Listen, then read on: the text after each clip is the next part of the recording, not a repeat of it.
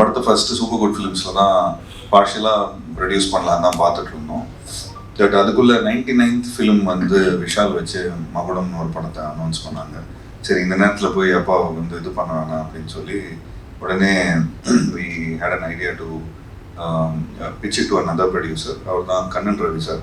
அவர் துபாயில் ஒரு பெரிய entrepreneur and he has a hotel called Barak. So அவரோட பாராக் ஹோட்டலில் தான் இந்த படத்தை நாங்கள் சைன் பண்ணோம். சும்மா போய் அப்படியே ஒரு பிச் பண்ணோம். அவருக்கும் இந்த லைன் ரொம்ப பிடிச்சி போச்சு.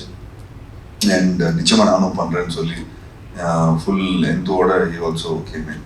அண்ட் அவருக்கு ஷூட்டிங் போனதோ இது பண்ணதோ அப்படிங்கிறது வந்து எல்லாத்தையும் நாங்களே பார்த்துக்கிட்டோம்.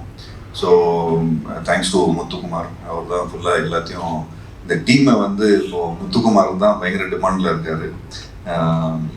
மோர் தென் லைக் எனிபடி இந்த டீம். இன்னைக்கு ரிதேஷும் சரி, விஷ்ணு விஜய் அவர்களும் சரி, எல்லாரும் வந்து முத்துக்குமார் மேலே ஒரு நல்ல ஒரு மரியாதை வச்சுருக்காங்க. அண்ட் அவர் மூலமாக எல்லாருமே ஒரு டீமாக எல்லாருமே we all like move forward. And இன்னைக்கு படம் வந்து வி தாட் January 30th அன்னைக்கு ரிலீஸ் பண்ணணும்னு நினச்சிட்டு இருந்தோம். பட் ஜனநாயகன் படம் வந்து வராததுனால எங்களுக்கு வந்து ஒரு ஸ்லாட் கிடச்சிருக்கு.